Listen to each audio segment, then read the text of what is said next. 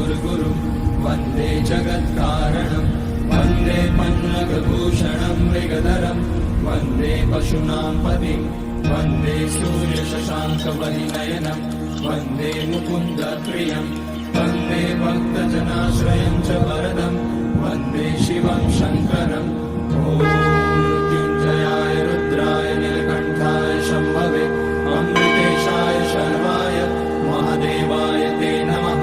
नमस्तेऽस्तु भगवन् विश्वेश्वराय महादेवाय त्र्यम्बकाय त्रिपुरान्तकाय त्रिकाग्निकालाय कालाग्निरुद्राय नीलकण्ठाय मृत्युञ्जयाय सर्वेश्वराय सदाशिवाय श्रीमान् महादेवाय नमः।